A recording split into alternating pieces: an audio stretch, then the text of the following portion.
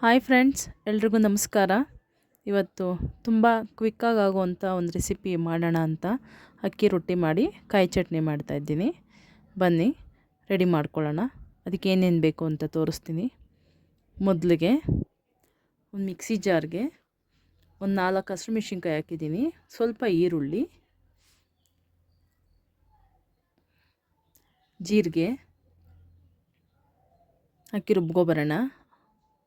ಸ್ವಲ್ಪ ಕ್ಯಾರೆಟ್ ತುರ್ಕೊಳ್ಳೋಣ.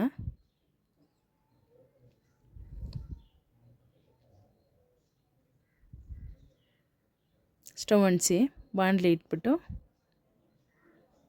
ನೀವು ಎಷ್ಟು ರೊಟ್ಟಿ ಬೇಕೋ ಅಷ್ಟಕ್ಕೆ ನೀರು ಹಾಕ್ಕೊಳ್ಳಿ. ನಾನು 2 ಗ್ಲಾಸ್ ಹಾಕಿದ್ದೀನಿ, ಗ್ಲಾಸ್ ಅಳತೆಯಲ್ಲಿ. ತುರಿದಿರೋ ಕ್ಯಾರೆಟ್ ಹಾಕಿ ರುಬ್ಬಿರೋ ತರ್ತರಿಯಾಗಿ ರುಬ್ಬಿದ್ದೀನಿ. ಅದನ್ನು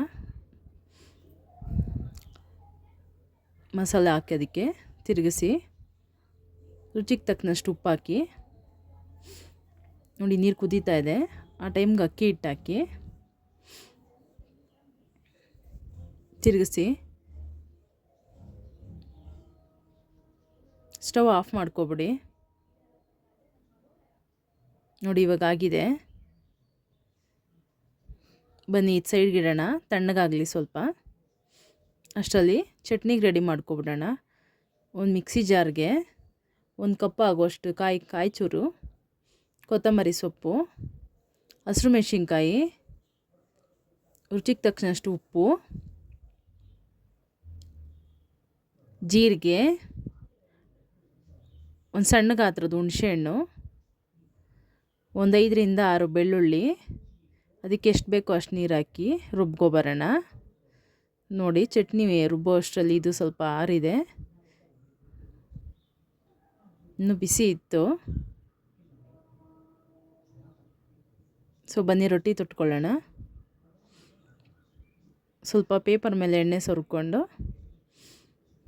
ಅದ್ರ ಮೇಲೆ ಒಂದು ಅರ್ಧ ಸ್ಪೂನಷ್ಟು ಎಣ್ಣೆ ಹಾಕಿ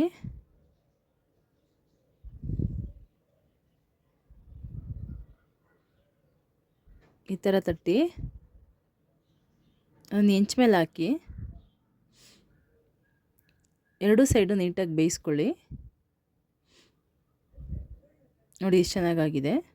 ದಯವಿಟ್ಟು ವಿಡಿಯೋ ಇಷ್ಟ ಆದರೆ ಲೈಕ್ ಮಾಡಿ, ಸಬ್ಸ್ಕ್ರೈಬ್ ಮಾಡ್ಕೊಳ್ಳಿ.